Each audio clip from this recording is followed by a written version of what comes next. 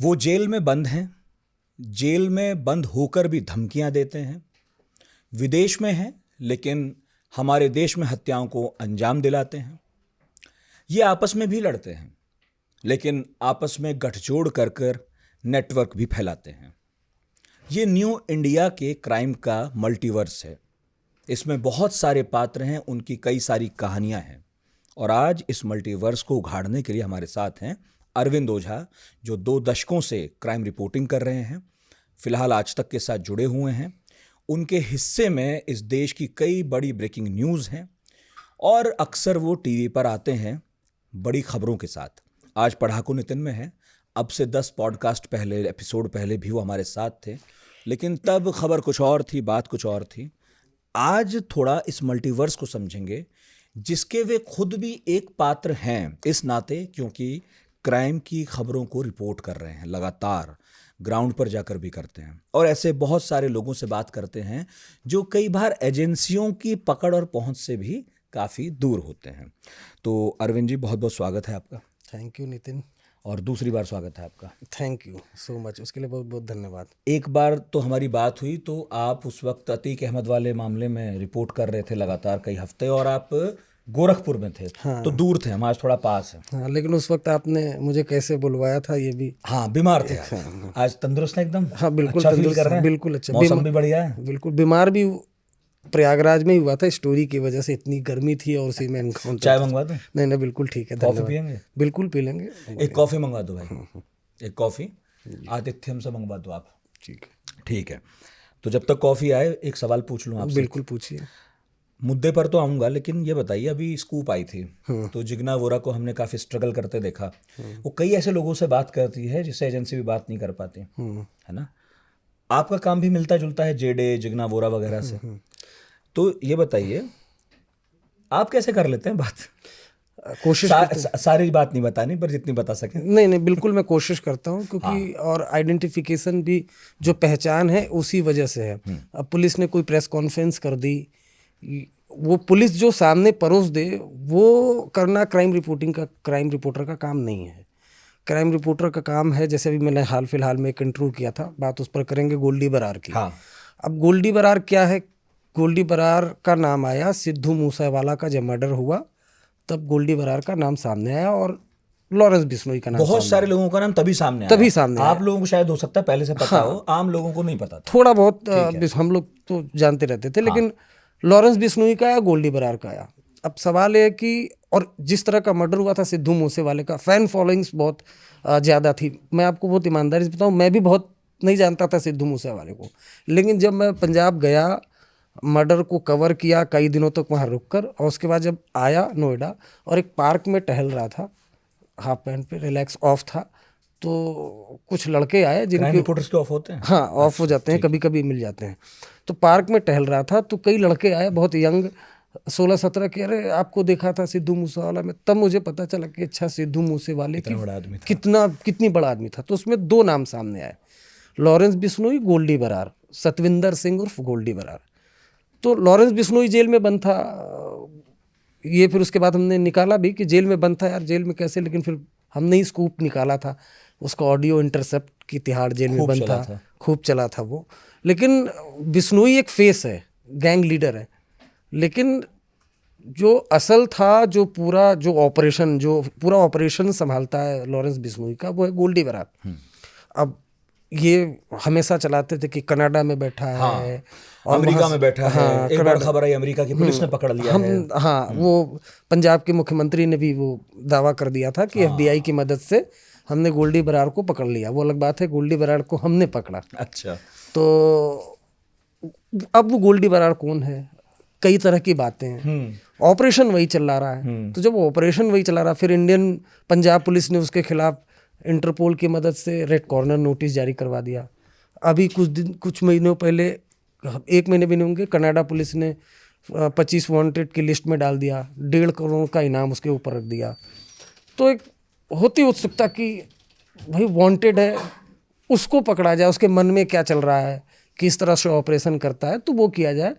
तो जो यही चैलेंज है, और इसी में मजा है कि उस आदमी को पकड़ो, उससे जानने की कोशिश करो, हाँ, जिस तक कोई पहुंचा नहीं है। जिस तक कोई तो यही पहुंचा तो मैं पूछ रहा हूँ, कैसे पहुंचते हैं उन लोगों को बताइए जो क्राइम रिपोर्टिंग को नहीं जानते या कोई क्राइम रिपोर्टर बनना चाहता हो, थोड़ा आइडिया दीजिए कैसे करते हैं। बहुत सामान्य है, बहुत कोई रॉकेट साइंस नहीं, लेकिन शातिर दिमाग होना चाहिए। आप गैंगस्टर जो क्रिमिनल है उससे भी शातिर होना पड़ता है, पुलिस उससे भी शातिर होना पड़ता है, और पुलिस और गैंगस्टर दोनों के बीच का जो उन दोनों के से गेम करना आना चाहिए आपको। और तीसरी चीज ये होनी चाहिए कि आप बहुत सारा सम्मोहन शक्ति, अच्छा, मैं इसको ऐसे ही बोलूंगा, कई विद्याओं में निपुण होना पड़ता बहुत निपुण होना पड़ता है, सम्मोहन शक्ति। अब जैसे मैंने गोल्डी बरार तक पहुंचा,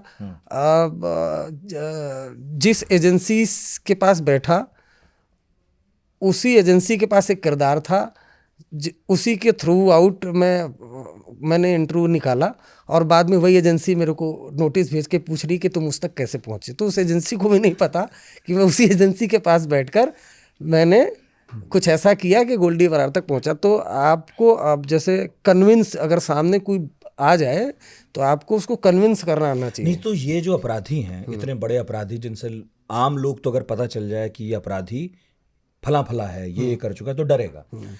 एक क्राइम रिपोर्टर ऐसे दिमाग को कैसे कन्विंस कर लेता है कि वो इंटरव्यू दे देते हैं, अपनी बातें बता देते हैं। आपके इंटरव्यू में तो गोल्डी बराड़ ने बहुत सारी ऐसी बातें कही हैं जो किसी की भी गले की फांस बन सकते हो, खुले में कह रहा है। हाँ। आप लोग कन्विंस कैसे करते हैं? नहीं, कन्विंस करते हैं। अब जैसे आपने गोल्डी बराड़ की, मैंने उससे कन्फेशन कराया, हाँ, कबूलनामा कराया। हाँ, जो वो अगर वो कल को नहीं भी आता है, या खुदा ना खास्ता वो अगर वो कहीं मर भी जाता है, जो विरोधी गैंग उसको मार देते हैं, तो भी वो एक एविडेंस के तौर पर इस इंटरव्यू का इस्तेमाल एजेंसी कर सकती है। क्योंकि कम से कम सिद्धू मूसेवाले की सोशल मीडिया पे टेक्स्ट के जरिए क्लेम कर देना वो अलग बात है, लेकिन वो इंटरव्यू में ये बात बोल रहा है कि सिद्धू मूसेवाले का मर्डर सिर्फ हमने नहीं, मैं नहीं हूँ, बड़ा भाईचारा है और सबने मिलकर मरवाया। हमने रीज़न जानने की कोशिश की, भाई क्यों मरवाया, ठीक है, क्या सिर्फ मरवाना नहीं मरवाना एक वजह थी, ठीक है, तो वो चीज़। लेकिन अब जैसे आपने पूछा,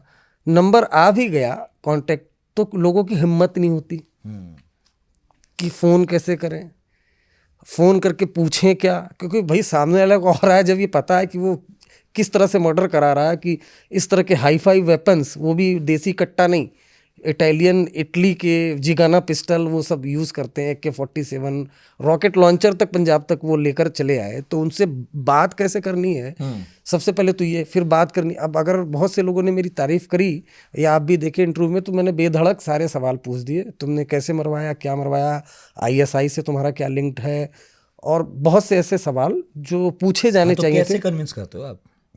अगर आप देखें तो उसमें वो यहाँ उल्टा है, और कुछ लोगों ने मजाक भी बढ़ाया कि गोल्डी बराड़ तुम थे या वो था। अच्छा। कि उसने बार बार अरविंद जी, ये एक तो आपके अंदर विल पावर होनी चाहिए। अब इतना अनुभव हो भी गया, इतने लोगों से बात करी है।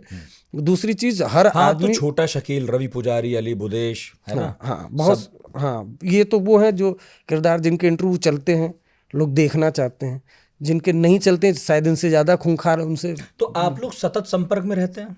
कोशिश करते हैं। जैसे कई बार पुलिस कस्टडी में लाती है तो बड़ी इच्छा होती है कि जैसे कई बार की पूछ लें उनसे 1-2 सवाल, या कई बार जैसे अब मैं इतना सीनियर हो गया हूँ तो मैं ऑफिसर्स को बोलता हूँ कि 1-2 इंट्रोगेशन मैं भी ले, हो सकता है आपके काम आ जाए। अच्छा। तो ऐसे भी आजमा लेते हैं, या पूछ लेते हैं, या बात करने की कोशिश करते हैं कोर्ट अदालत में जाकर। तो ये कोशिश रहती है, जरूरी नहीं कि वो इंटरव्यू चलना है नहीं चलना है, हम तो अपनी एक्सरसाइज करते ही रहते हैं। कई बार कुछ इनपुट मिल गया। अरुण भाई ये बताइए, आप लोग जैसे आपके पास कॉल आया गोल्डी बराड़ का, या आपने किया, मान लीजिए कोई नंबर मिला, कंफर्मेशन का तरीका क्या होता है कि ये वही व्यक्ति है? आप लोग कंफर्म भी तो करते होंगे? नहीं, अब इतने एक्सपीरियंस के बाद, और ख़ास तौर से जहाँ हिट करते हैं तो हिट ऐसी जगह ही करते हैं जहाँ से सॉलिड रिस्पॉन्स आए। मतलब मैं यही कह रहा हूँ कि कितना मुश्किल काम है क्राइम रिपोर्टर का, कि पहले तो आप बता रहे हैं कि क्रिमिनल और एजेंसी के बीच में से रास्ता निकालो, फिर यह है कि नंबर मिल भी जाए, बात करो, मेंटली मजबूत होना चाहिए आपको, कन्विंस भी करना है, और ये कंफर्मेशन भी होना चाहिए कि यार ये मिस हिट तो नहीं है, कोई और तो नहीं बात कर लेगा, क्योंकि आपकी खबर चल रही है, उस पर सब कुछ दारोमदार टिका है, एजेंसियां बुला रही हैं आपको। और अब तो फैक्ट चेक का जमाना भी है। ऊपर से अगर किसी का इंटरव्यू किया, वही सोशल मीडिया पे बोल दे कि भाई ये नहीं था, ये नहीं था, बहुत इंटरेस्टिंग है। लेकिन मैंने हाँ। मतलब गोल्डी बरार के लिए ऐसी जगह हिट मारा था, क्योंकि 1-1.5 महीने से एफर्ट तो कर रहा था, लेकिन मैंने ऐसी जगह हिट मारा था जहाँ से सीधे गोल्डी बरार से ही बात हो सकती थी। लेकिन हाँ बिल्कुल सही, फिर भी मैं अब मतलब आप यकीन जानिए, मुझे ये अंदर की बात, मुझे खुद पर भी यकीन नहीं था कि मैंने उसको कैच कर लिया। पहले कॉल आया कि जी आपने कोई सवाल पूछना है, तो मैंने बोला ठीक है, मुझे तो बहुत ढेर सारे सवाल पूछने। तो ठीक है, आप लिख के दे दो और उधर से भाई जो है वो जवाब दे देंगे। हमने ये सब नहीं चाहिए मेरे को, मुझे डायरेक्ट सवाल पूछना। ये नहीं कि मैं सवाल भेजूं और उसके बाद तुम वीडियो बना के भेज दो, इसकी आवश्यकता नहीं। मुझे डायरेक्ट उससे सवाल पूछना है और डायरेक्ट जवाब चाहिए। ठीक है। तो ये हुआ, लेकिन उसके बाद भी ऑडियो के बाद भी 1-2 ऑफिसर्स को सुनाया मैंने ऑडियो, तो बोले 100% ये गोल्डी बरार है। लेकिन फिर भी वो बोले ऑफिसर, चूंकि इतना बड़ा ऑर्गेनाइजेशन है और देश विदेश देखेगा और कन्फेशन है उसका, हाँ, अभी तो इनफैक्ट पाकिस्तान तक में रिपोर्ट हो रही है। तक में रिपोर्ट हो रही है, सारे आपने जो किया हाँ, उस पर। सारे पेपर, सारे पब्लिकेशंस ने उसको, उस इंटरव्यू को कैरी फॉर लिया। मतलब तो सलमान खान को मारने की सलमान धमकी खान है, की धमकी है बहुत सी। लेकिन मुझे फिर भी भरोसा नहीं हुआ, क्योंकि मैं ठोक बजा कर ही खबर चलाता हूँ। लेकिन इंटरव्यू चला नहीं, उसके पहले मुझे एक नोटिस आ गया। हाँ, ये इंटरेस्टिंग है, इस पे बात करनी थी मुझे। फिर और भी है सवाल। ये जैसे नोटिस आता है, ये क्या पूछना चाहती हैं एजेंसियां, और आप लोग फिर जब जाते हैं कैसे टैकल करते हैं? क्योंकि मुझे नहीं पता, आप बताओगे। ऐसा करना जो आपने किया, बात करना, ये सब आप करते हैं, जो लीगल है इलीगल है, क्या है ये? नहीं, हम तो किसी से बात कर सकते हैं, बीइंग अ जर्नलिस्ट पत्रकार ऐसा करते हैं, उसामा बिन लादेन से हामिद मीर कितनी बार जाके करते थे, और अमेरिका उन्हें ढूंढता था। लेकिन एक साइकोलॉजिकल प्रेशर, जैसे 3 बार मैं, हाँ, मतलब मैं डर की बात करें तो 3 बार मैं डरा हूँ। डर सबको लगता है। हाँ, डर सबको लगता है, हाँ, लेकिन मुझे किसी उस मतलब डर इसलिए नहीं कि मैं मारा जाऊंगा या अरेस्ट हो जाऊंगा। मतलब एक पहली बार जब मुझे एजेंसी ने बुलाया था, जब छोटा शकील से मैंने बात की थी। मुझे पूछना है कि उस तक कैसे पहुंचे थे आप? तो वो बात की बात है, लेकिन पहले ये पूछे कि किस तरह से, कैसा होता है फील। बताइए ना। वो आज पहली बार बता रहा हूँ कि छोटा शकील का फोन आया। मैं एफर्ट कर रहा था कई बार कि उससे बात हो जाए। दाऊद तक हर कोई पहुंचना चाहता है, क्राइम मतलब दाऊद सबसे बड़ा नाम। तो उस तक जब मेरी बात हुई पहली बार, तो उसके तीसरे चौथे दिन मेरे पास स्पेशल सेल से फ़ोन आया कि लैंडलाइन से, अमूमन हम उनको फ़ोन करते हैं और चढ़े रहते हैं, लेकिन लैंडलाइन से फ़ोन आया कि उस सिनेरियो एकदम ही अलग हाँ, होता अलग होता है कि रोज आप चढ़े रहो, अरविंद जी आप ये बोल रहे हैं, आपका नंबर है। हमने जी बताइए, तो कल आप रोहिणी आ जाइएगा। अब उसके बाद मैंने फ़ोन रखा और जितने मैंने पाप वो सब याद आया। बोले यार मैंने कुछ किया तो नहीं, क्या है ये वो जो भी चीज़ें होती हैं। हमने ऐसा तो कुछ किया नहीं। फिर 1-2 ऑफिसर्स को फ़ोन किया, बोले चले जाओ, हो सकता है कुछ हो। तब तक ऑफिसर्स ने कुछ खोला नहीं। फिर सामने गए, 7-8 ऑफिसर बैठे थे। फिर उन्होंने सामने होम मिनिस्ट्री का, गृह मंत्रालय से आया था, तो उसमें बोला आपने पाकिस्तान में बात करी है? तो मैंने बोला हाँ बात करी है, ये छोटा शकील है, क्या क्या बात करी है? अच्छा, उनके पास सिर्फ मतलब एक कॉल का था। और वो भी कॉल क्या कि आपने 10-15 सेकंड बात करी। अरे मैंने बोला 10-15 सेकंड नहीं बात करी, आधे घंटे बात करी है। तो फिर मैंने अपनी तरफ से बताया, तो बोले वो लिखो। हम बोले लिखिए आप। लिखते लिखते उनके हाथ दर्द हो गए। तो उसमें बहुत से इंटरव्यू थे। वो जब याकूब मेनन को फांसी हुई थी, तब उसके बाद मैंने इंटरव्यू किया। अच्छा, मेमन की फांसी के बाद। और इसलिए मैंने किया कि मेरी जिम्मेदारी में, क्योंकि 1993 बॉम्ब ब्लास्ट में तो डी गैंग का हाथ था। तो ऐसे में डी गैंग या दाऊद या उसके गैंग में क्या हड़कंप है, बड़ा मैसेज था याकूब मेनन को फांसी। तो मुझे ये जानने का हक था कि भाई क्या है। तो वो मैंने इंटरव्यू किया था, उसकी बहुत चर्चा हुई थी। लेकिन वो जो 1 घंटे का इंटरोगेशन था, वो फर्स्ट मेरा एक्सपीरियंस था। उसमें पसीने ज़्यादा छूटते हैं। हाँ, वो डर खुल गया। और उसके बाद फिर ऑफिसर्स, वो लास्ट जो आता है सबसे अच्छा, कि सोर्स बताओ कहाँ से आया। वो मैंने बोला जी मैं तो नहीं बताऊंगा।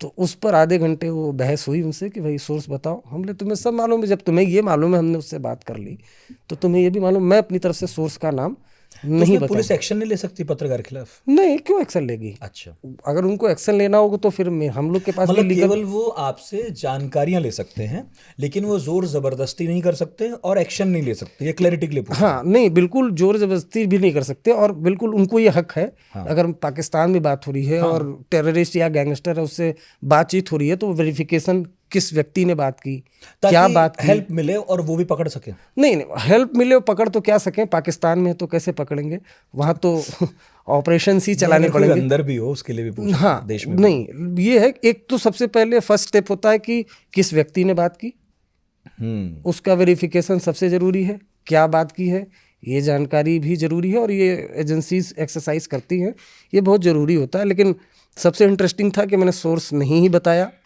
और उसके बाद जब आया तो उनमें से बहुत से ऐसे लोग हैं जो आज भी मुझे खबर बताते हैं कि वहाँ भी सोर्स ना बता के भी काम चल सकता है। बिल्कुल चल सकता है। अच्छा, कोर्ट में अगर जैसे कभी हुआ ऐसा कि कोई बात इतनी बड़ी हो कि आपको कोर्ट तक भी जाना पड़ा हो, या क्राइम रिपोर्टर्स आपके आसपास इतने सारे दोस्त होंगे आपके, कभी बात इतनी बढ़ती हो कि उन्हें अपीयर होना पड़ता हो कोर्ट में इधर या उधर किसी भी पक्ष से? नहीं, मेरे अभी हाल फिलहाल में बहुत चर्चा में आया था ग्रेटा थनबर्ग का केस, जिसमें आया था, उसमें मैंने ग्रेटा थनबर्ग और एक जो लड़की अरेस्ट हुई थी उसका चैट था, मैंने वो चैट पब्लिश किया था।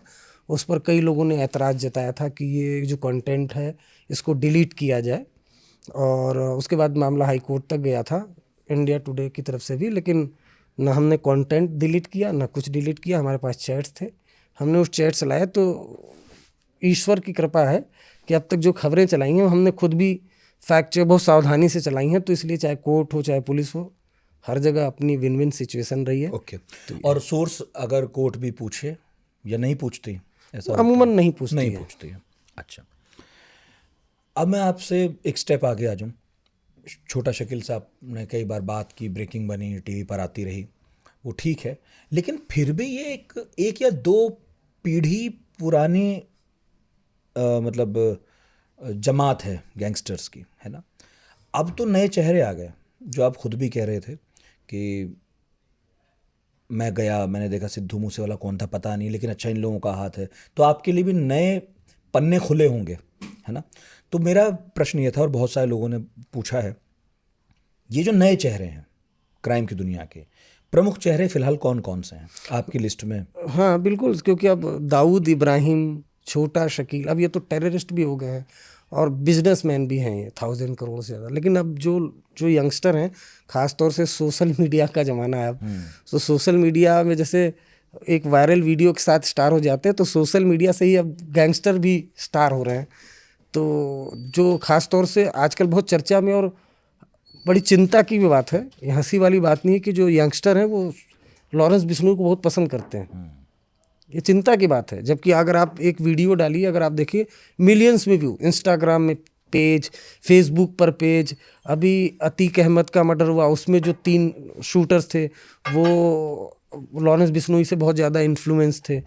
तो लॉरेंस बिश्नोई, गोल्डी बरार, एक संदीप उर्फ काला जठेरी है, एक जग्गू भगवानपुरिया उसका नाम आता है, वो सबसे देश का अमीर डॉन माना जाता है। अच्छा, सबसे अमीर डॉन पंजाब का है वो। मतलब अमीर बोले तो कितनी संपत्ति होगी? बहुत मतलब इतनी संपत्ति है कि ऑस्ट्रेलिया में, अब ये आपको चौंकाने वाला, ऑस्ट्रेलिया में वो कैब चलाता है, कैब ऑस्ट्रेलिया में उसकी प्रॉपर्टी, आप सर्च करिए। चलाता है? अच्छा। जेल में बंद है वो। अच्छा, हाँ, लेकिन आप अगर जग्गू भगवानपुरिया के दर्शक सर्च करें तो चौंक जाएंगे कि ड्रग का जिसको सबसे बड़ा कारोबार जग्गू भगवानपुरिया का है, जेल में रहते हुए।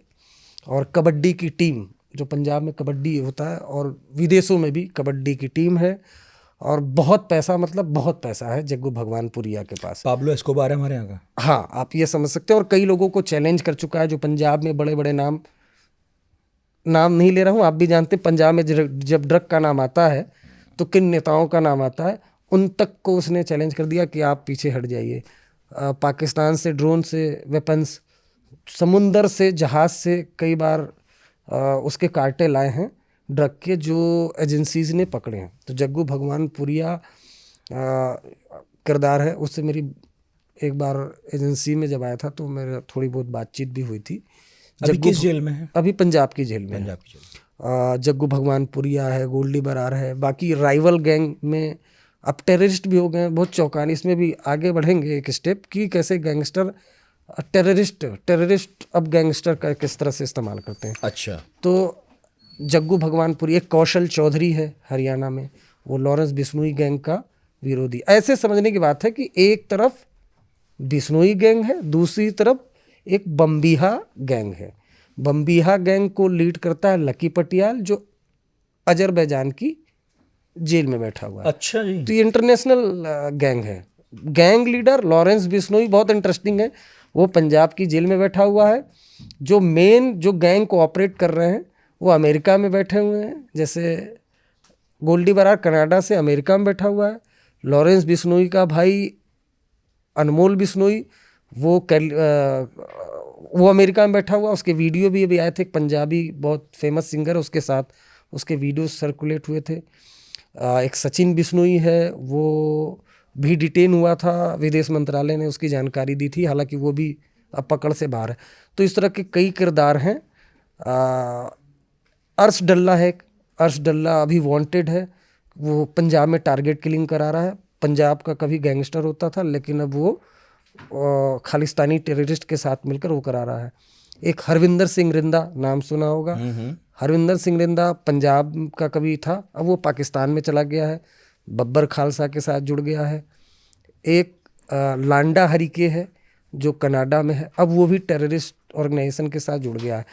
तो एजेंसीज ने मेरे को लगता है कि थोड़ा सा देरी की, लेकिन जो पंजाब के जो गैंगस्टर थे वो कुछ इटली, जर्मनी, इधर उधर, लेकिन उनको आईएसआई उनसे कनेक्ट हुई, उनको टच की। अगर आपने हाल फिलहाल में देखा हो, मोहाली में इंटेलिजेंस बिल्डिंग पे रॉकेट लॉन्चर, मतलब शहर के बीच रॉकेट लॉन्चर चला देना, आरपीजी चला देना बहुत बड़ी बात है। लेकिन ये गैंगस्टर इतने खतरनाक हैं। लेकिन जो अभी फेस जिसको कहते हैं सोशल मीडिया या यंगस्टर के बीच चर्चा का विषय, वो है लॉरेंस बिश्नोई, गोल्डी बरार। क्योंकि सोशल मीडिया का दौर है इसलिए ज़्यादा है। हाँ, इसलिए मतलब ये बेसिकली ये जो गैंगस्टर हैं, खासतौर से लॉरेंस, ये पूरी जिसको कहते हैं ना कंपनी, जैसे कॉरपोरेट कंपनी चलती हैं उस तरीके से चला रहा है। जैसे अब लॉरेंस बिश्नोई कोर्ट में आया तो ये गुर्गा उसका वीडियो बनाएगा, उसको यूट्यूब में डालेगा, इंस्टाग्राम पे डालेगा, फेसबुक पे डालेगा। तो इस तरह से जो यंगस्टर हैं वो इन्फ्लुएंस होते हैं। अभी दिल्ली में एक दिल्ली का सीसीटीवी आया था, हम लोग जहाँ इस वक्त बैठे हुए हैं यहाँ से तकरीबन 3 किलोमीटर 4 किलोमीटर सनलाइट कॉलोनी है, जैसे डीएनडी पार करेंगे, वहाँ पर एक इंसिडेंट हुआ। एक घर में 2 लड़के जाते हैं, दरवाज़ा खटखटाते हैं, उसके बाद सीढ़ी से नीचे आते हैं और ताबड़तोड़ गोली चलाते हैं, भाग जाते हैं। ठीक है। वो दोनों लड़के माइनर थे, उनको इंस्टाग्राम से लॉरेंस बिश्नोई के भाई ने रिक्रूट किया और उनको कुछ 1 लाख रुपए दिए, वो जाकर फायरिंग करके और वो चले आए।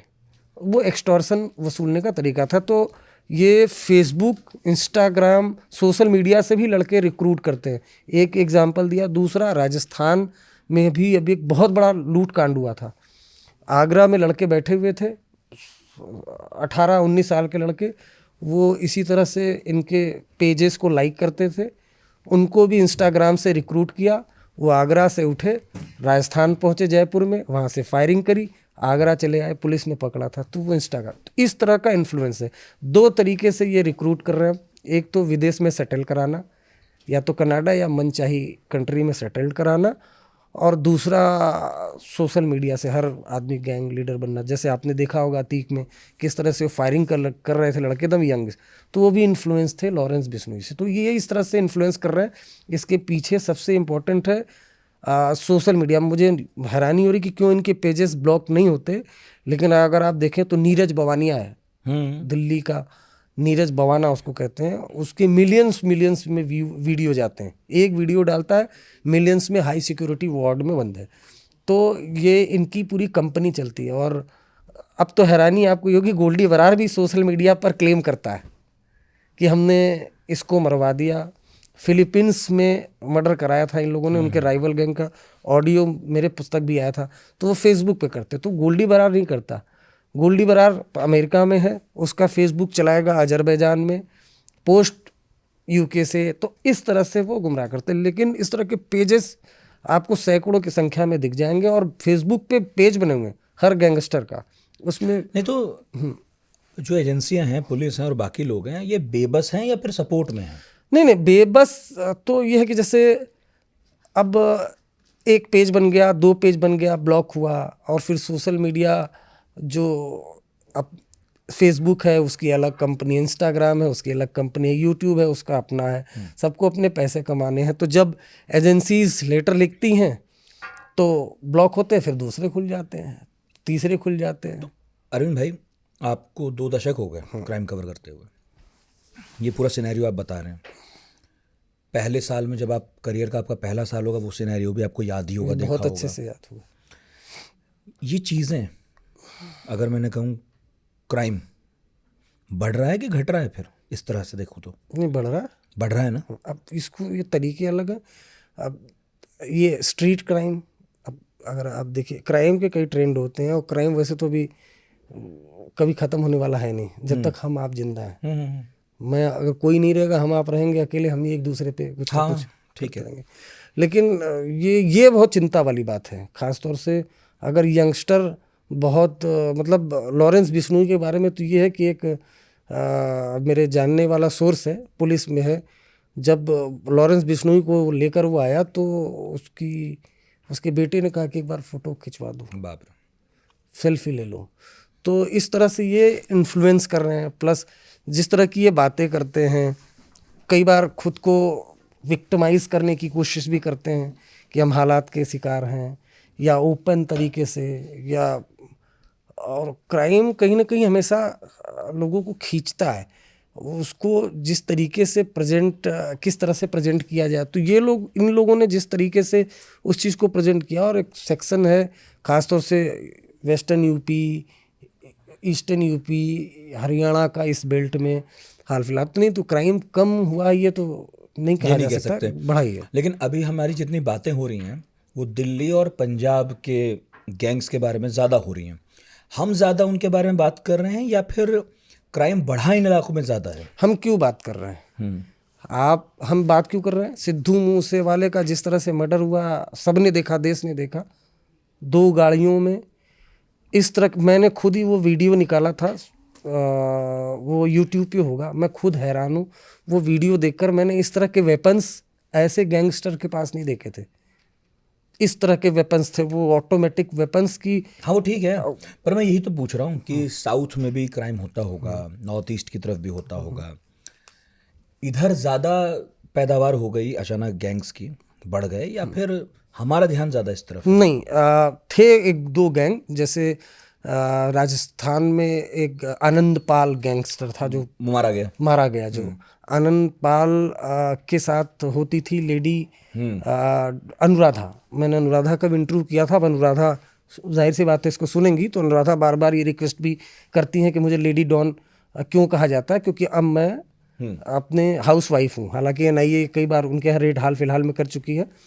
अब लेडी अनुराधा जो संदीप काला जठेड़ी है, जो जेल में बंद है, लॉरेंस बिश्नोई के एसोसिएट, उससे शादी कर चुकी है सोनीपत में। लेकिन ऐसा नहीं है, पंजाब में कुछ ही गैंगस्टर होते थे, लेकिन हाल फिलहाल में इन गैंग की काफ़ी चर्चा हुई, और चर्चा हुई, लोगों ने काफ़ी ज़्यादा जेल के बाहर, आपने टिल्लू ताजपुरिया तिहाड़, दिल्ली के तिहाड़ जेल का सीसीटीवी देखा था? बिल्कुल। इस तरह तो ये क्यों चर्चा हो रही? इस तरह का ये लोग कोर्ट में मार देना। हाँ, तो इस तरह का पुलिस कस्टडी में मार देना, जज के सामने मार देना। जज के सामने गोगी को जज के सामने मार दिया था। जज साहब बैठे हुए थे, 2 शूटर पहुंचते हैं, और गोगी जज के सामने गोगी खड़ा रहता है, वहीं गोली मार देते हैं। वो तो दिल्ली पुलिस ने रिटेलिएट किया। तो इस तरह का ये लोग दिमाग भी लगाते, किस तरह से नए प्लान करना। पर मुझे ये बताइए, ये आश्वस्ति कहाँ से मिलती है कि हम खुले में से मार देंगे? मतलब जेल में भी मार देते हैं, जज के सामने मार देते हैं, पुलिस कस्टडी में मार देते हैं, कैमरों के सामने मार देते हैं। वो आश्वस्ति कहाँ से आती है? ये तो तय है कि ऐसा तो सोच कर आते नहीं होंगे कि मार देंगे और मर जाएंगे, ये भी सोचते होंगे कि बचना भी है। आश्वस्ति कहाँ से आती है कि कौन बचा लेगा, कैसे बचेंगे? नहीं, तो इसके पीछे कहीं ना, अब फिर वही बात हो, हमेशा पुलिस की बात होती है, कभी अदालतों की बात होती नहीं। जमानत भी तो मिलती है। करप्शन जो है करप्शन, हाँ, तो करप्शन ये सब सिस्टम ही पैदा कर रहा है। सिस्टम की कुछ खामियों की, मेरा अपना ये इतने साल जो मैंने किया है, रिपोर्टिंग की है, सब सिस्टम की व्यवस्था का। ये अब जेल के अंदर फ़ोन, मोबाइल, सारे गैंगस्टर मोबाइल, अभी हम आप बात कर रहे हैं उनके पास सब अवेलेबल है, मोबाइल फ़ोन का इस्तेमाल करते हैं, सारी चीज़ें करते हैं। और कम से कम चुल्लू भर पानी में डूब मरना चाहिए था जब वो तिहाड़ जेल का CCTV हमने ही आज तक निकाला था, कैसे सारे पुलिस वाले खड़े हैं, उनके बीच तीनों, जिस तरह से टिल्लू टाजपुरिया का उन लोगों ने मर्डर किया था, उसके पहले भी एक मर्डर हुआ, पंजाब की जेल में मर्डर हुआ। तो बिल्कुल आश्वस्ति यहाँ से, और ऐसा नहीं है कि कई बार ये सोचते हैं कि मर भी जाएंगे। अब हाँ, गोल्डी वो बरार तो खुद, रिस्क है ही। गोल्डी बरार ने मेरे इंटरव्यू में कहा, जब हमने सलमान खान के बारे में हमने पूछा, तो उसने कहा कि जी जब तक हम जिंदा हैं हम करते रहेंगे, जब हम नहीं रहेंगे तो हमारे जो भाई हैं वो करते रहेंगे। तो ऐसा नहीं है, एक लेवल के बाद भाई आप अगर क्रिमिनल बनेंगे तो आप बहुत ज़्यादा बचते बचते रहेंगे, बहुत लंबे, अंततः या तो आपको जेल या फिर पुलिस की गोली ही होनी है। आप चाहे कुछ भी कर लें, वो ठीक है, इस तरह से ही आएगा। अच्छा बताइए, जैसे पहले डकैत होते थे तो हमने देखा कि एक गैंग अगर डकैतों का बनता था तो उसमें यह था कि ज़्यादातर एक ही जाति के होते थे, ज़्यादातर एक गांव के होते थे। ये जो अब गैंग फॉर्म होते हैं, इनका आधार क्या होता है जनरली? नहीं, यही एक अच्छी चीज़ है जो मैंने देखी है कि ये जो क्रिमिनल है इनके बीच कोई जाति, बुरे में अच्छा निकाल लिया, बुरे में अच्छा निकाल लिया मैंने, कि ये एक अच्छी चीज़ है। इसी से कम से कम इनको सब लोगों को सीखना चाहिए। मैंने यही पूछा अभी गोल्डी बरार से कि आप खालिस्तानी टेररिस्ट के साथ मिलकर जो इनपुट्स है और ISI के साथ कनेक्ट हो गए हैं, और आपने पंजाब में टारगेट किलिंग करा रहे हैं, आपने विनोद को मरवाया, एक विनोद गुरु ग्रंथ साहिब की बेअदबी का आरोप था, आपने मरवाया। तो वो किस तरह से मेरे माइंड से के साथ खेलता है, या जो भी सच है बताता है कि लॉरेंस बिश्नोई हिंदू परिवार से आते हैं, मैं सिख परिवार से आता हूँ, वो हमारे बड़े भाई साहब हैं और हमारे उनके बीच कुछ नहीं है। तो एक छोटा एग्जांपल। बाकी ये जो गैंग्स होते हैं वो कभी वो जाति और मजहब ये मैंने अभी तक नहीं देखा। होता होगा डकैतों में, लेकिन इस साइड मैंने अभी हाल फिलहाल में, यंगस्टर ही हैं, नए नए लड़के हैं ये, लेकिन इस तरह से लॉरेंस बिश्नोई जैसे चंडीगढ़ यूनिवर्सिटी में पढ़ता था, तो उसने अपना एक सोपू फॉर्म किया था। सोपू काफ़ी फेमस है स्टूडेंट्स में, हाँ काफ़ी फेमस है, अभी भी है ना? अभी भी है, पंजाब के बीच काफ़ी फेमस है। तो उसका नेता था। तो ऐसा नहीं है, मैंने अभी हाल फिलहाल की, कम से कम बुराई में जो अच्छाई हमने बोली, ये चीज़ है, ये दूसरों को, हाँ मतलब ये सीखना चाहिए, ये यही सिर्फ यही सीखने लायक और कुछ नहीं। हाँ, कि जाति नहीं मानते नहीं। अच्छा, एक बात और है, पहले हम देखते थे कि ये भागकर पाकिस्तान चले जाते थे, नेपाल में छिप जाते थे, छोटे मोटे देशों में जाते थे। अभी नाम सुनने को आते हैं बड़े बड़े देशों के, वो कह रहा है भाई कनाडा में है, कोई ऑस्ट्रेलिया से चला रहा है, वो भाई कह रहा मैं तो अमेरिका में, नाम तो नहीं ले रहा पर आप ही लोग कह रहे हैं वो अमेरिका में है। ये इतने बड़े देश हैं जहां हम मानकर चलते हैं कि लॉ एंड ऑर्डर हमारे से भी ज़्यादा सख्त होगा, तो उनकी पनाहगाह इतनी आसानी से कैसे बन गए? नहीं बिल्कुल क्यों नहीं। अब इस पर आपने पूछा, परमजीत सिंह पम्मा इंडिया से वांटेड है, लेकिन उसको पॉलिटिकल असाइलम ब्रिटेन में मिली हुई है।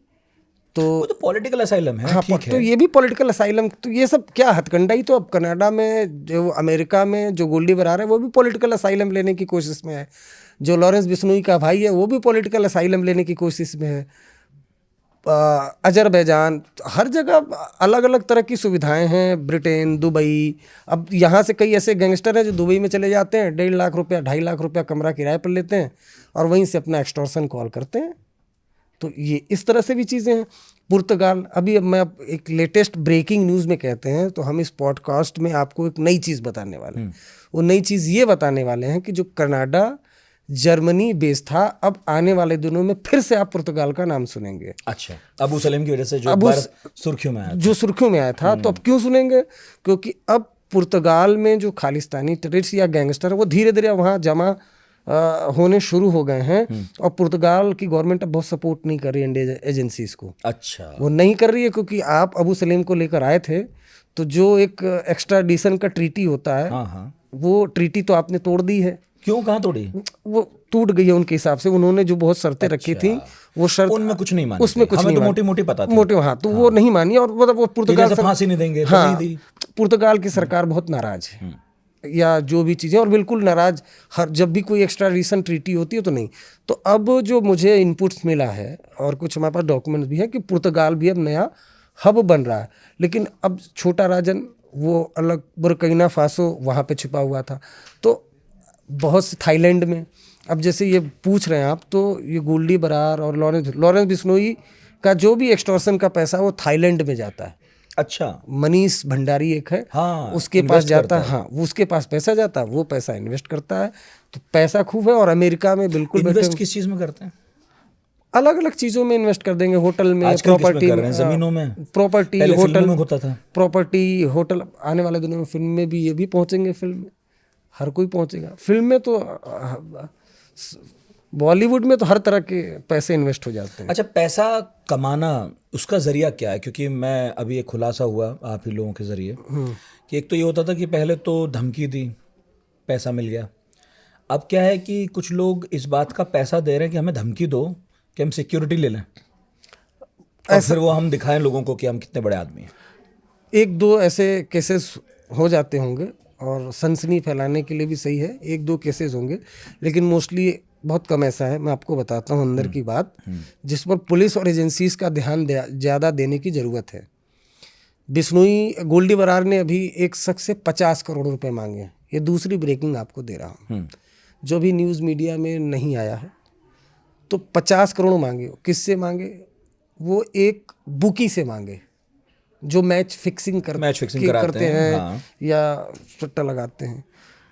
तो एक गूगल है, गूगल नाम है, तो उससे एक्सटॉर्शन मांगते हैं। तो ये पैसे किससे मांग रहे हैं? अब अवैध तरीके से कॉल सेंटर चल रहे हैं, अच्छा, पुलिस की शह पे, और कॉल सेंटर करोड़ों की कमाई करते हैं। तो इनको पता चलता है, ये उससे पैसे मांगते हैं। तो उन्हें पता है कि ये धर्म संकट हो जाएगा सामने वाले के पास, कोई जाके कहेगा कहेगा पहले क्या? तो उससे पूछा जाएगा पैसा इतना कहाँ से, कैसे, क्यों मांग रहा है। तो एक तो ये, दूसरा जो शराब के बड़े व्यापारी हैं, हाँ। उनसे मांग रहे हैं। तो मोस्टली मैंने जो अभी तक देखा है, जो इलीगल काम कर रहे हैं, ये उनके ऊपर हाथ डाल रहे हैं। ठीक, वो जाएगा कहाँ? उसे तो देना ही पड़ेगा। अब पुलिस के पास जाएगा तो पोल खोलनी है, तो इधर भी अल्टीमेटली वो पुलिस के पास जाते हैं, तब जाकर ये चीज़ें सामने। अब हनी सिंह, मुझे नहीं लगता हनी सिंह 50 लाख, वो स्टैंडर्ड डाउन करने वाली बात हो कि गोल्डी बराड़ 50 लाख मांगेगा। इन्वेस्टिगेशन आगे चल रही है, लेकिन हनी सिंह, मतलब वो तो स्टैंडर्ड, गोल्डी बराड़ जिससे 50 करोड़ मांग रहा है, 5 करोड़ मांग रहा है। अब अगर वो अगर हनी सिंह से ही मांगता, 3 करोड़ मांगता, तो 50 लाख मिलता। तो हालांकि मांगी 50 लाख मांगी 50 लाख वाली बात सामने मैं था पुलिस क्वार्टर में जब हनी सिंह आए थे, काफ़ी हालत ख़राब थी। कहाँ पर रहे थे, बोल रहे थे कि मैं सिर्फ मौत से डरता हूँ। हालांकि मौत से हर कोई डरता है।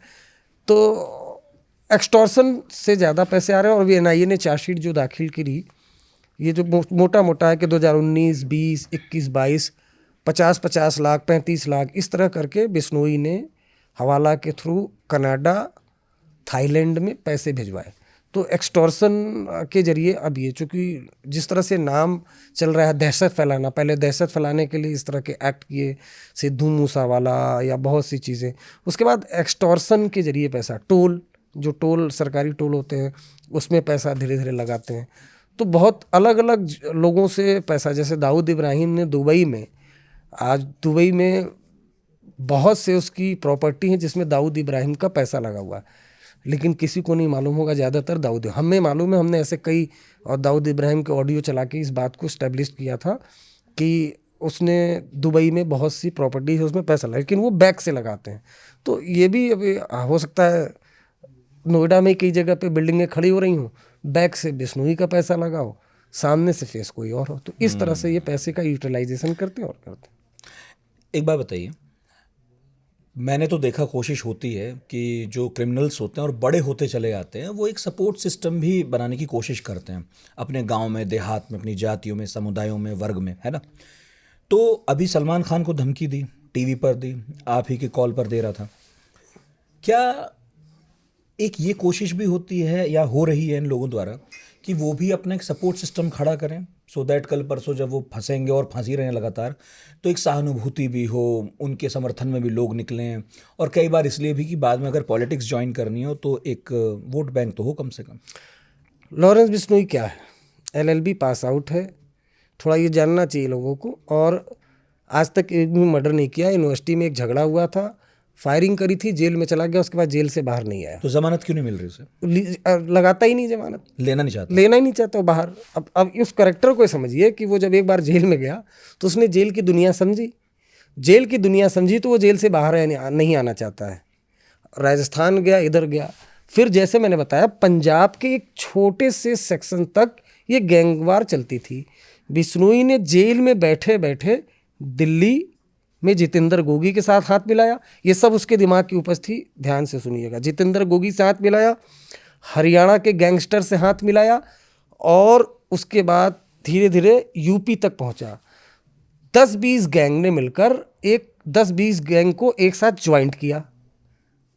तो जब 10-20 गैंग एक साथ ज्वाइंट हो गए तो हर गैंग में 50-60 शूटर होते होते, जो एनआईए का चार्जशीट का आंकड़ा बता रहा हूँ, 700 शूटर आज की डेट में इस गैंग में हैं, जिसमें 300 सिर्फ पंजाब के हैं। तो लॉरेंस बिश्नोई ने अपने दिमाग का इस्तेमाल किया। जो दिल्ली का गैंग था, हरियाणा, राजस्थान का गैंग था, सबको एक प्लेटफॉर्म पर लाया, और तब ये गैंग का आज बहुत ज़्यादा नाम हो रहा है कि इनके Germany, Italy, Azerbaijan, America, London, यहाँ पे लोगों को बैठा, और ये बैठाता भी लॉरेंस बिश्नोई है। यहाँ सिर्फ शूटर रहेंगे, जो गैंग को ऑपरेट करने वाले रहेंगे वो इंडिया से बाहर जाकर बैठेंगे, वहाँ से वो लीड करेंगे। एजेंसी पकड़ेगी तो शूटर पकड़ेगी, वो जेल में जाएंगे, जेल के अंदर भी वही करेंगे, जेल के बाहर भी वही करेंगे। जो मेन जो लीडर होगा वो बाहर बैठेगा। जैसे अभी हाल फिलहाल में एजेंसी ने मैक्सिको से एक दीपक बॉक्सर उसको डिपोर्ट करा के लाई। हाँ, वो बिश्नोई नहीं भेजा था उसको मैक्सिको। एक वीरेंद्र उर्फ काला राणा, यमुना नगर का, हरियाणा का, उसको थाईलैंड से डिपोर्ट करके लेके आए, उसको भी बिश्नोई ने भेजा था। तो ये खुद जिसको जो गैंग में बड़ा होता है उसको खुद फॉरेन भेजता, वहाँ बेस कैंप बनाता है और खुद जेल में बैठा था, और इस तरह से ये गैंग को ऑपरेट करता है। तो बिश्नोई, जो लॉरेंस बिश्नोई के बारे में कहा जाता है कि बहुत शातिर, बहुत दिमाग का तेज है, उसको मालूम है कि एजेंसी को किस तरह से गुमराह करना है या किस तरह से घुमाना है। और अंततः जब एजेंसीज पकड़ती हैं या जेल से उसको अरेस्ट करके प्रोडक्शन वारंट पे लाया जाता है, या जब जेल अदालत के सामने पेश किया जाता है, तो उनके वकील तो यही बोलते हैं कि हमारा क्लाइंट तो जेल में है, वो तो कुछ कर ही नहीं सकता, ये तो आरोप बेबुनियाद है। इस तरह से ये गेम पूरा चलता है। कई पात्रों के नाम आपने लिए बिश्नोई के मामले में। लीडर कौन है? बिश्नोई है या गोल्डी बराड़ है, कौन है? और ये हायरार्की कैसे तय होती होगी? नहीं, लॉरेंस बिश्नोई चंडीगढ़ की यूनिवर्सिटी में पढ़ने वाला एक लड़का था। उसकी फैमिली बहुत अच्छी थी, फैमिली में इंटेलिजेंस ब्यूरो में भी कार्यरत लोग थे, खुद भी LLB पास आउट है। लॉरेंस बिश्नोई जब चंडीगढ़ यूनिवर्सिटी में था तो उसकी मुलाकात होती है गोल्डी बराड़ से। गोल्डी बराड़ एक एथलेटिक था, और हैरानी की बात है कि लॉरेंस बिश्नोई के भी पिता पुलिस में थे। गोल्डी बराड़, जो सतविंदर सिंह जिसका नाम है, उसके पिता भी पुलिस में ही थे। दोनों के, दाऊद इब्राहिम के पिताजी पुलिस में थे। तो इन दोनों के पिता पुलिस में थे। कॉलेज में इनकी मुलाकात होती है। और तीसरा एक और नाम बताता हूँ, संपत नेहरा, उसके पिता भी हरियाणा पुलिस में थे, और जो कि मतलब ठीक ठाक पद पर थे। संपत नेहरा वो कैरेक्टर जो सबसे पहले मुंबई गया था, सलमान खान के घर के जो गैलेक्सी अपार्टमेंट है वहाँ की उसने रेकी की थी। वो तो लॉन्ग रेंज का वेपन्स नहीं था, वो वापस लेने के लिए आया जब STF ने उसको अरेस्ट किया था। तो वो भी एक डायरेक्ट गैंगस्टर है। जो फर्स्ट अटेम्प्ट सलमान खान का हुआ था वो संपत नेहरा ही गया था अटेम्प्ट करने के लिए। उसके हालांकि उसके बाद 2 अटेम्प्ट और हो चुके हैं, लेकिन वो अटेम्प्ट फेल हुए, और एडमिट गोल्डी बराड़ ने किया भी। तो ये इस तरह से ये कि मतलब एक अच्छी फैमिली से हैं। जैसे बिश्नोई के बारे में कहा जाता है कि उसका पंजाब में अच्छी खासी ज़मीन भी उसके है, लेकिन उसने व्यवस्था को समझा और व्यवस्था की खामियों का वो बहुत बखूबी इस्तेमाल कर रहा है, और इस तरह से अपना गैंग ऑपरेट कर रहा है। गैंग लीडर की बात तो बिल्कुल एक फेस लॉरेंस बिश्नोई भी है। उसकी वजह एक ये है कि आप इसको दुर्भाग्यपूर्ण कहिए, लेकिन आप एक स्टोरी डालिए या आज की डेट में एक वीडियो डालिए लॉरेंस बिश्नोई का, उसके बाद देखिए कि उसका परफॉर्मेंस कैसा होता है। ऐसे ही एक लड़का मुझे याद आ रहा है, नाम तो भूल गया, मध्य प्रदेश में था, बड़ी कम उम्र का था, मारा भी गया, और उससे प्रेरित होकर बहुत सारे लड़कों ने अब वैसे ही हुलिया बनाना शुरू कर दिया।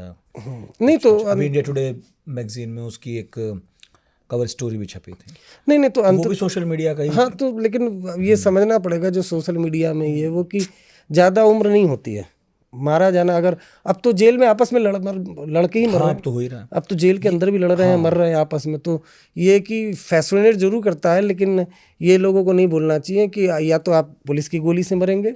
अब अतीक अहमद का ही देख लीजिए, कितना बड़ा साम्राज्य। अभी भी आज की अभी जानकारी मिली कि कई अरबों की इसकी संपत्ति फिर से जो है कुर्क होने वाली है, कई अरब। वो तो नेताजी भी बन गए थे, सफ़ेद पोस्ट भी हो गए थे, लेकिन अंत में क्या हुआ, एक 3 शूटर आए, एकदम यंगस्टर शूटर, और वहीं धूल चाटनी पड़ी, और वहीं धूल चाटनी पड़ी। तो ये आप अगर क्राइम करेंगे तो वो किसी ना किसी तरीके से वो आपको पे करेगा, वो ये 100% श्योर है। अब लॉरेंस बिश्नोई है, मैं कस्टडी में देखा तो उसको लेकर बुलेट प्रूफ की गाड़ी में जाती है दिल्ली पुलिस। डर सबको है, दूसरे गैंग से डर है, कब कौन किसको मार दे। अब तो जेल के अंदर एक दूसरे को मार दे रहे हैं। पंजाब की जेल का एक बहुत खतरनाक वीडियो आया था, और उसमें तो ये कि ये गैंग आपस में ही एक दूसरे को मार दिए। सिद्धू मूसे वाले को मारने वाले 8 शूटर थे, उनमें से 2-3 शूटर ने वो दूसरे ही जो शूटर थे जिनको मारने, उन्हीं को मार दिया। तो आपस में भी मार रहे हैं, फिर विरोधी गैंग वो भी मार दे रही है, और बचा खुचा वो पुलिस कर देती है, कभी कर देती है, नहीं तो ये आपस में ही कर लेते ये हैं। आपस में कर लेते हैं। जय बलकारी क्या है? ये एनआईए की चार्जशीट में भी सुना, किसी ने कहा कोड वर्ड है, डबल मर्डर में कहीं इस्तेमाल हुआ था, मतलब लॉरेंस बिश्नोई के मामले में। लॉरेंस बिश्नोई का ये स्लोगन है जय बलकारी, और जय बाबा बलकारी, बजरंग बली को कहते हैं। ये कई बार हंसने वाली बात है कि जैसे कई मैं गैंगस्टर से मिला तो मैंने भी जाके बोला जय बाबा बलकारी, अरे भाई साहब आप भी तो वो एक मैं नहीं, हमें अपने मत मिलाइए, बाकी ठीक है। मैंने उस पर जिसको कहते हैं कि दिमाग, उसके दिमाग पर प्रहार करने के लिए, चूंकि मुझे अगर बात करनी होगी उससे तो मैं कि आई एम अ जर्नलिस्ट, किसी लेवल पे तो कनेक्ट करना आप होगा, कभी नहीं तो बात किसी नहीं से करेंगे। पत्रकार बनकर बात करेंगे, आप कभी बात नहीं कर सकते। और मोस्टली ये खास तौर से ये सबको सीखने वाली बात है कि मैं जर्नलिस्ट हूँ, जाकर बात करेंगे तो कभी आपसे कोई बातचीत नहीं हो पाएगी, आप कोई इंटरव्यू नहीं कर सकते, आपको उसके पैरेलल पर जाना पड़ेगा, उसके लेवल पर जाना पड़ेगा। अच्छा, ये इनाम कैसे तय होते हैं? 50,000 का, 1 लाख का, 1 करोड़ का, मतलब एजेंसीज कैसे तय करती हैं इसका? क्या ये ग्रेविटी है। 25,000 का तो खुद जो लोकल पुलिस है, जो एसएसपी है, वो करते हैं, वो तय अपने ऊपर कर लेता है। उसके बाद 25 के ऊपर जो है वो शासन पे जाता है, कि शासन के स्तर पर कि उसकी ग्रेविटी क्या है, उस हिसाब से इनाम तय होता है।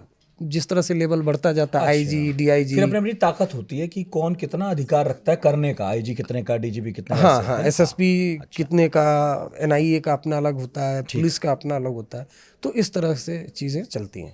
ये बताइए मुझे, इतने सारे गैंगस्टर्स के हमने नाम सुने, इतने सारे आपके एक्सपीरियंस हो गए, किसके सामने बैठते हुए बात करते हुए थोड़ी घबराहट हुई थी, ईमानदारी से? कोई पुराना भी याद आता हो तो? नहीं, घबराहट किसी के सामने नहीं। मुझे सबसे घबराहट एजेंसीज से लगी। जो मतलब मैंने जैसे जिसको कहते हैं ना कि जैसे मैंने बोला ना, मैं 3 बार डरा। एक बार जब मुझे शकील, मतलब पहली बार मतलब किसी का इंटरव्यू करने के बाद बुलाया गया, और वो भी पाकिस्तान, वो भी दाऊद। तो एजेंसी से ज़्यादा लगता है, मतलब कि कहीं मुझ पर कोई आरोप न लगा, मतलब शुरुआत में कोई आरोप न लगा, अपने स्कूप तो देखी, अब क्या बोलना है। तो वो दूसरी बार जब इंडियन एक्सप्रेस में 7 अगस्त का डेट याद है, जब मैंने जो इंटरव्यू किया था, पेज 1 फ्लायर पे छपा था कि आज तक इंडिया टुडे को नोटिस। तो बहुत ज़्यादा डर लगा। मतलब मैं ऑफिस से जाता था कि यार ये सरकार ने नोटिस दे दिया है और पेपर में छप गया, मेरा क्या होगा, ये वो। तो मैंने वो डर ख़त्म करने के लिए जिसकी वजह से नोटिस मिला था उसी को फ़ोन किया, दोबारा हमले ऐसी की तैसी जो होगा, मैंने उसको फ़ोन किया और डर ख़त्म हो गया। मतलब उस तरह से। पर एक बात बताइए, जिग्ना वोरा तो अब बाइज्जत बरी हो गई हैं जेडे मर्डर केस से। आरोप लगे थे कि उन्होंने जो है जानकारियां दी थी जेडे के बारे में, जो फाइनली फिर उनकी हत्या में मददगार साबित हुई, लेकिन अब वो बरी हो गई हैं। ये ख़तरा तो हमेशा रहता होगा एक क्राइम रिपोर्टर के साथ कि वो बिल्कुल तलवार की धार पर चल रहा है, लेकिन इधर या उधर गिर भी सकता है। आप लोग जो अभी इस पेशे में एक्टिव हैं, क्या प्रिकॉशंस लेते हैं कि इधर या उधर ना गिरें, बल्कि पूरी ज़िंदगी जब तक करियर है ठीक ठीक चलते रहें? नहीं, इसमें मैं अपनी बात करूँगा कि आप जैसे आप डिपेंड अपने तनख्वाह पे रहिए, सीधी साधारण सी बात है। और अगर आपको कुछ बड़ा स्कूप करना है तो कभी जीवन में किसी दूसरे की लकीर नहीं देखनी चाहिए, सिर्फ अपनी लकीर देखनी चाहिए। तो मैंने अपनी लकीर देखी, तो ये आज जो चर्चा हो रही है ख़ास तौर से मीडिया और एजेंसी में, 2 जगह तो काफ़ी चर्चा है कि गोल्डी बराड़ को कैसे पा गया। तो अजीत सिजन जैसे मैंने बताया, तो सिर्फ अपनी लकीर देखनी चाहिए। और आप अगर चाहेंगे किसी को पकड़ना वक्त लगेगा, पकड़ भी लेंगे। पर अरविंद भाई, तो मैं वही ये जैसे आप सतत संपर्क में रहने की कोशिश करते हैं, आप बता रहे थे, है ना, तो ये खतरा तो हमेशा रहता ही होगा ना कि नहीं। आप मतलब दो गैंग है, मान लीजिए, मैं उदाहरण देके समझना चाहता हूँ, दो गैंग हैं, इससे भी बात कर रहे हैं, उससे भी बात कर रहे हैं, एक से थोड़ी ज्यादा बात हो गई, थोड़ा नमस्ते सलाम ज्यादा हो गया मान लीजिए, तो ये खतरा तो हमेशा रहता होगा कि दूसरा बुरा मान जाए, कि उसकी तरफ एजेंसी मान ले खुद ही कि यार ये आदमी बहुत बात करता है, इधर है रिपोर्टर भले, लेकिन क्या पता रिपोर्टर की आड़ में क्या क्या करता हो। मतलब आप तो फिर भी बड़े ग्रुप से जुड़े हुए लोग हैं, लेकिन क्राइम रिपोर्टर तो बहुत नहीं, सब जो सुनते हैं, मैं भाई ऑफिस के ही लोग, एक तो क्राइम रिपोर्टर की पता नहीं क्या होता होगा इतने पैसे, जबकि ऐसा कुछ नहीं है। अगर और हमें ज़्यादा सावधान रहने की ज़रूरत है। हाँ। कभी भी कोई एलिगेशन लगा सकता है, कुछ भी लगा सकता है।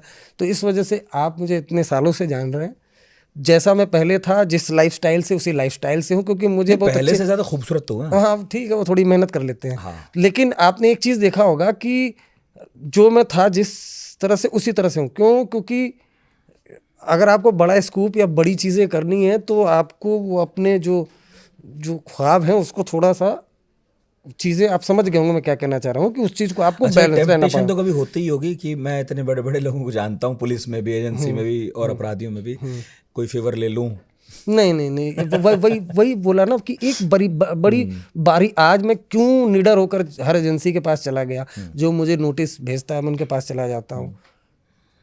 कुछ है ही नहीं तो जाओ आइए बात कर लीजिए, जो करना हो कर लीजिए। ये बहुत जरूरी है, अपना दामन साफ होना चाहिए, खासकर ऐसे लोगों का जो मेरा ख्याल है एक तो पॉलिटिकल वो लाइन पे पत्रकारिता करते होंगे, और एक आप जैसे जो क्राइम पर करते होंगे। और बिल्कुल जरूरी है। और तभी, और दूसरी चीज, जैसे जब अपने जेडे की बात की, मैंने जेडे से बात की थी। मेरी सुबह बहुत कम बोलता था, लेकिन कभी कभी मेरी उससे बात हो जाती थी। और मुंबई की उस वक्त की जो रिपोर्टिंग थी अंडरवर्ल्ड की, मतलब हम लोग, मैं ये कह सकता हूँ, मैं खास तौर से, कि मुंबई में पहले अंडरवर्ल्ड की रिपोर्टिंग होती थी, मैं उसको दिल्ली में इसके पहले दीपक शर्मा होते थे, एक बहुत ही अदा था, लेकिन मैं लेकर आया। तो मैंने सिर्फ शकील से बात नहीं की, उनका इंटरव्यू नहीं किया, उनको एक्सपोज भी करना शुरू किया। जैसे दाऊद इब्राहिम के इंटरसेप्ट को जो कॉल थे वो लाया, वो गुलशन कुमार का मर्डर किस तरह से कराया वो रिवील किया हम लोगों ने, कैसे दुबई में चला था। तो अब एक छोटी सी बात बताता हूँ, ऐसे कोई धमकी नहीं जो आप बोल रहे हैं कि कभी इसका चला दिया उसका चला दिया। मैंने अली बुदेस, अभी उनकी डेथ हो गई, बहुत सम्मान से नाम ले रहा हूँ, बहुत मुझे दुख भी हुआ पर्सनली। बहरीन बेस्ड वो डॉन था, और बहरीन की सरकार बहुत सपोर्ट, और अब चूंकि वो डेथ हो गई है, तो ये भी बताऊं कि इंडियन एजेंसीज ने उनके जरिए बहुत से ऑपरेशन, तो सम्मान से नाम क्यों ले रहे हैं? वो बहुत चलाए। एक हो जाता है कई बार। मैं एक व्यक्ति का नाम लेना चाहता हूँ, वो इंडिया के बाहर था, और जिसको कहते हैं कि कई बार एजेंसीज को भी पता था, कई बार बातचीत में मैंने सीखा काफ़ी, जिसको सीखा उस आदमी ने मुझसे बहुत तमीज़ और बहुत तरीके से वो आदमी पेश आया, और एजेंसीज, इंडियन एजेंसीज के लिए, जो इंडिया के दुश्मन थे उनके लिए बहुत काम किया अली बुदेस ने। तो जो अभी आपको याद होगा, कुछ सालों पहले यूपी में कई विधायकों को धमकी आई थी एक साथ, कि तुमको मार देंगे और अगर तुम पैसे नहीं दोगे, क्रिप्टो करेंसी में पैसे दो। तो अब उसमें नाम चलने लगा अली बुदेस का, और पूरी यूपी पुलिस खोज रही थी। मुझे याद आ, मैंने यार अली बुदेस से तो मैं बात करता हूँ, मैंने फ़ोन किया।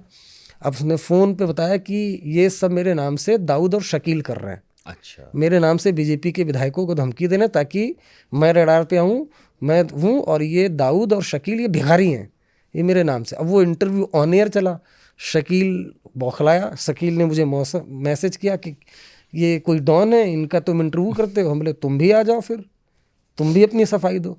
तो इरिटेट तो हुआ कि भाई अब दाऊद शकील को ऑन एयर इतने बड़े उस पर देना कि भिखारी हैं। और आप यकीन जानिए कि हमसे तो कुछ नहीं हुआ, लेकिन दाऊद और शकील ने लंबे वक्त तक ऑपरेशन चलाया। मुंबई से एक शूटर को बहरीन भेजा उसको मारने के लिए, जिसको फिर सेंट्रल एजेंसीज ने बस्ट किया था, जिसमें प्रयागराज के लड़के काफ़ी पकड़े गए थे, जो टेरर मॉड्यूल प्रयागराज के, वही चकिया के लड़के पकड़े गए थे, जो शिप के जरिए कराची पहुंचे थे, जिसमें एक मुंबई का बंदा था, वो पहुंचा था बहरीन अली बुदेस की रेकी करने, और अली बुदेस उसकी रेकी कर रहा था।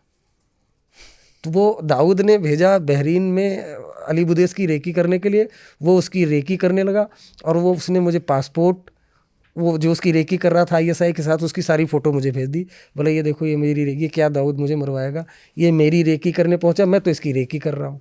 मैंने तुरंत वो पास ऑन कर दिया। और ये तो ऐसा नहीं है, आपको एक बारीक लाइन होती है क्राइम और इन्वेस्टिगेशन में, आपको अपना दामन पाक साफ रखना चाहिए। दूसरी चीज़ की वही तलवार, बाकी तो आदमी स्कूटर से चलते हुए एक्सीडेंट में मर जाता है, वो तो है ही। उसकी क्या बात है। आतंकवादियों से भी आमना सामना होता है एक क्राइम रिपोर्टर का कई बार, और हिंदुस्तान में जब से आतंकवाद बहुत बढ़ा था, एक दौर आया था, तो फिर भी नहीं है उस तरह से। तब तो खास तौर पर ज़्यादा हो गया होगा। NIA भी आप जाते रहते हो, अपनी बात होती है। कोई ऐसी बात, ऐसी कहानी आप बताना चाहते हो फिलहाल जिसने आपको चौंकाया हो? मुझे यासीन भटकल फैसिनेट किया मुझे, मतलब एक टेररिस्ट तो फैसिनेट करता था वो, एक टेररिस्ट जिसके पीछे मैं, मतलब अगर ऑफिस आता था तब मैं इस ऑर्गेनाइजेशन में नहीं था। मतलब इस आज तक इंडिया टुडे की जो मेरी पहली बड़ी ब्रेकिंग थी वो यासीन भटकल की अरेस्टिंग नेपाल बॉर्डर से, वो आज तक पे मैंने ब्रेक किया था। वो इंडिया का सबसे मोस्ट वांटेड टेररिस्ट जिसको कहते थे, लेकिन वो मतलब उसने एजेंसी के साथ, एजेंसी को खिलौना बना के खेला। मैं बहुत जिम्मेदारी के साथ बोलता हूँ कि जितना इंडियन एजेंसी को उसने नचाया अपने कॉन्फिडेंस से, उतना किसी ने नहीं नचाया। मतलब दिल्ली में वो, दिल्ली की anti terror unit special cell Lodhi colony में है, वहाँ से 7 किलोमीटर दूर शाहीन बाग में किराए का कमरा लिया, किराए का कमरा माफ़ करिएगा नहीं लिया, उसने वहाँ नाम बदलकर शादी की इमरान नाम से। सास ससुर बीवी तक को नहीं मालूम था कि यासीन भटकल है। वहाँ पर बैठकर आउटर दिल्ली में आर्म्स की फैक्ट्री सेटअप किया। उसके बाद ये जो कॉमनवेल्थ गेम चल रहा था तो जामा मस्जिद के पास फॉरेन टूरिस्ट पर फायरिंग हुई थी, फॉरेन टूरिस्ट पर फायरिंग कराया। उसके बाद धीरे से आराम से दरभंगा पहुंचा। उसके बाद नेपाल में उसने, उस पर फिल्म भी आई थी इंडियाज़ मोस्ट वांटेड, हम देखी तो उसको, मतलब मैं उस पर जब इंडियन मुजाहिदीन का वो चूँकि कमांडर था तो कई ब्लास्ट हुए तो, और जहाँ भी ब्लास्ट होता था सब पकड़े जाते थे, सिर्फ वो नहीं पकड़ा जाता था। तो और बहुत ईमानदारी से बोलूँ तो मुझे पहले शक होता था कि ये कहीं डबल एजेंट तो नहीं एजेंसीज का, तो मैं ऐसे सोचने लग गया था। क्योंकि हर तरह से सोचना चाहिए, जरूरी क्राइम रिपोर्टर को हमेशा स्वतंत्र होना चाहिए, और हर तरह से गेम करती हैं एजेंसी। कई बार ये तो कई बार मुझे ऑफिसर से पता, बोले आप ही लोग का आदमी तो नहीं यार, तो बोले नहीं। फिर और मैं इस तरह से भी सोचता था उसके हर दूसरे दिन आके, और मतलब ये हालत हो गया था कि कई बार मैं एजेंसी को टिप देता था यहाँ हो सकता है, यहाँ हो सकता है। तो उसको फॉलो किया और फाइनली वो नेपाल में अरेस्ट हुआ। और जब वो अरेस्ट हुआ तो मैंने उस ऑफिसर को बोला, बोले एक बार मेरी इससे मोबाइल पे बात करा दो। तो इसी फिल्म सिटी में मैं टहल रहा था, और चूंकि अपना नेटवर्क ऐसा हो गया था तो उसने फ़ोन पे बात कराई मेरी। तो अब जब फ़ोन पे बात कराई तो मैं बोला मैं क्या पूछूं, बोले यार क्या कर रहे हो, बोले मैं कहा तो सब ऊपर वाला करा रहा है। उसके बाद मैं गया, बहुत हैंडसम यासीन भटकल, और लेकिन बहुत, मतलब कोई ऑफिसर उसके पास आधे घंटे तक उसको इंट्रोगेट नहीं करता। बोला आधे घंटे कर लिया तो ये उसको बाहर छोड़ के आ जाऊंगा मैं। तो इतना कन्विंसिंग था, इतना कन्विंसिंग, मतलब बहुत ज़्यादा। अगर आप उसके बारे में पढ़ें तो उसके बारे में मैंने सबसे ज़्यादा अगर उसको फॉलो किया तो उसको पढ़ा, इसलिए पढ़ा क्योंकि अब दिल्ली के एक पुलिस स्टेशन में वो एक जाता है, जब वो 5 लाख का उस पर रिवॉर्ड था तो एक पुलिस स्टेशन में जाता है साउथ दिल्ली के अपने एसोसिएट के साथ, उसका पोस्टर लगा होता है थाने में, और वो डीओ जो ड्यूटी ऑफिसर उसे ये कौन है, ये कौन है। अरे एक जबकि मोबाइल चोरी हो गया था, उसकी FIR लिखवाने, उसका एसोसिएट बोलता है नहीं नहीं नहीं जाना है, तुम वांटेड हो। बोले नहीं नहीं चलो उसमें क्या, बोले ये कौन है, हंसते हुए। उसने थोड़ा सा दाढ़ी उड़ी अपने बना रखी थी, तो उसको मैंने वो फॉलो किया था। बहुत दुस्साहसी था, बहुत दुस्साहसी था। और मतलब पाकिस्तान जो और भी उसके हैंडलर थे वो बोले कि तुम यहाँ आ जाओ और बाकी करते रहेंगे तुम्हारे, लेकिन वो माना नहीं, वो रहा। बहुत कॉन्फिडेंस था, और बहुत सालों तक उसने एजेंसीज को, मतलब जिसको कहते हैं हैदराबाद, मुंबई, कई बार एजेंसीज उसके हाथ तक जाते जाते, चूँकि ये इंटरनल आज बता रहा हूँ क्योंकि उन एजेंसीज के लोगों से मैं कांटेक्ट में था, तो बहुत अफसोस करते थे वो जब चला जाता था। तो यार बहुत, ये मुंबई से एक बार भाई खला से फिसला, हैदराबाद से NIA के ऑफिसर से फिसला, उन सारे NIA जो भी ऑफिसर्स थे उनसे मैं कांटेक्ट में रहता था, वो रोते रहते थे फिर।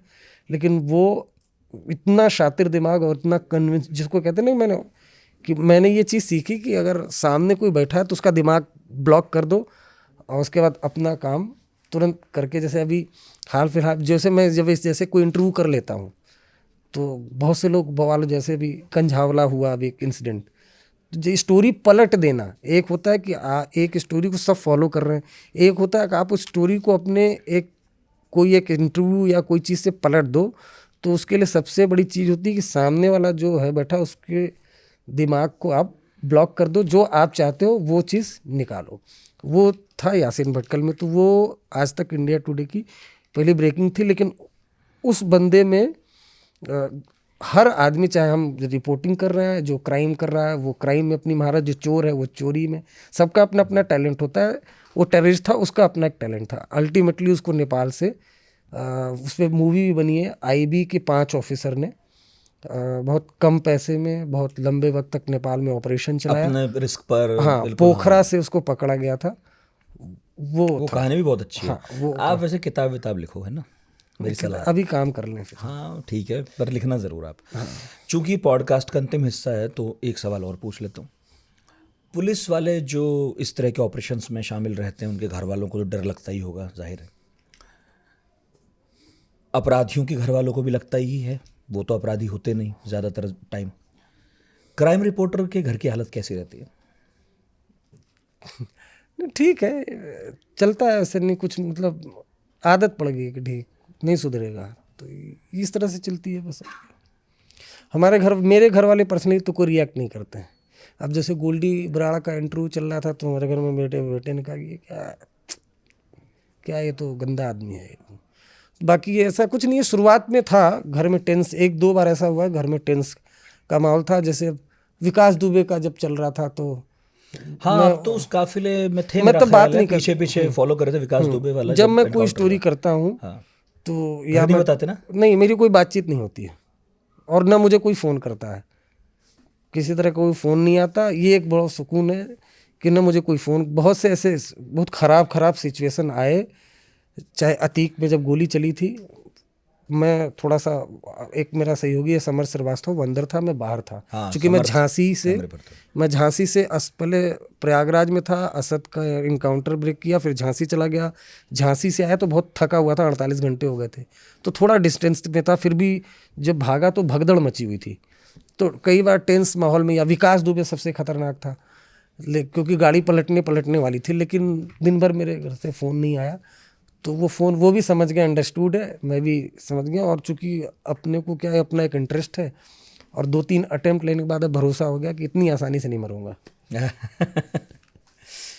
क्योंकि मुझे लगता है कि जब कोई बड़ी खबर आपके हवाले से टीवी पर जाती होगी या बाकी क्राइम रिपोर्टर्स के हवाले से छपती होगी, तो वो एक उपलब्धि तो होती है, लेकिन साथ में एक शायद थोड़ा बहुत डर भी जागता होगा कि यार फिर हाथ डाल दिया बड़ा कहीं। भाई क्या हमेशा खतरों से तो खेल रहे। भाई गोल्डी बराड़ का मैंने इंटरव्यू किया, कई एजेंसीज के, अभी मैसेज दिखा दूंगा, उनके मैसेज आए कि यू अचीव न्यू माइलस्टोन, सारे लोगों की तारीफ आई, और लेकिन नोटिस साथ में नथी है। और मैं आधे घंटे तनाव में था, मैं ईमानदारी में मैं वो खुशी भी सेलिब्रेट नहीं कर अच्छा, पाया। ये भी लगता होगा ना कि पता नहीं बुरा ना मान गया हो, इंटरव्यू तो चलो चल गया, पता नहीं किस बात पे बुरा मान जाए, दूसरे गुट वाले पता नहीं क्या सोच रहे होंगे। तो ये सतत है, मतलब दिमाग में चलता तो होगा। झटका बहुत लोगों को लगा था। अब जितनी एजेंसीज, बाकी दूसरे अदर पब्लिकेशन, अदर्स चैनल वाले अगर स्टोरी को क्लेम कर रहे हैं दिल्ली से मुंबई तक, अब तो पाकिस्तान तक भी, तो कायदे से, और मुझे बहुत तारीफ आ रहे थे, मैसेज आ रहे थे एजेंसीज से भी, मीडिया से भी। लोग अब मैं आधे घंटे, वो जो नोटिस पड़ा था वो ज़्यादा तनाव दे रहा था कि मैं खुश हूँ, और ईमानदारी के बाद वो शाम तक रिपोर्टर का डिलेमा रहता हो, शाम तक मैं तनाव में था। सुबह मैं फ्रेश माइंड से उठा, उस ऑफिसर के पास 11 बजे का टाइम था मुझे पेश होने का, 11:15 में पहुंच गया। आधे घंटे तक उसकी मैंने खुद क्लास लगाई, उसके बाद बाहर आके रिलैक्स हुआ, उसके बाद फिर आया, अपने काम में लग गया। कई बार होता है ना कि भाई बात सिर्फ गोल्डी बराड़ तक तो नहीं है ना, बहुत से लोगों से बहुत तरह की बातें होती हैं, तो वो सब भी सोचना पड़ता है। तो इस वजह से बस ये अंत है इस एपिसोड का। लेकिन लास्ट में कुछ ऐड करना चाहें, मैं कुछ भूल गया हूँ, आपको कुछ याद हो, ये बात तो बतानी चाहिए टाइप, तो बता दीजिए। नहीं, ऐसे क्या बताने, मतलब अभी ये है कि इतना है कि अंत, जो आपने बोला अंत नहीं है, अभी ये शुरुआत है। अभी बहुत बुलाएंगे कई आप, बार अभी आएंगे आप। अभी बहुत धमाके होंगे। अच्छा, बहुत बहुत शुक्रिया अरविंद भाई। अरविंद ओझा भाई, हम तो जो है ख़बरों से जानते हैं अक्सर क्राइम रिपोर्टर्स को, या फिर जब कोई कहानी आ जाती है, कभी फिल्म बन जाती है तब जानते हैं। कई बार कुछ किरदार होते हैं जो क्राइम रिपोर्टिंग करते दिखते हैं, लेकिन ये असली वाले क्राइम रिपोर्टर हैं और जो एक्टिव हैं वैसे वाले क्राइम रिपोर्टर हैं। जैसे मैंने कहा, इनके हिस्से कई ब्रेकिंग आई, कई आनी है। तो इस एपिसोड में जो कुछ बात हुई, मुझे उम्मीद है कि आपको इस दुनिया का भी एक आइडिया लगा होगा कि कैसे काम करते हैं, और उस दुनिया का भी जिसको ये रिपोर्ट करते हैं। तो आइडिया लगा हो या ना लगा हो, बताइएगा ज़रूर radio@aajtak.com पर। इस बार पढ़ाकू नितिन में इसी टॉपिक पर बात हुई। मुझे तो मज़ा आया, आपको कैसा लगा बताना है। अगले गुरुवार फिर हाजिर होंगे। अपना बहुत ख्याल रखिए और आज तक रेडियो सुनते देखते रहिए।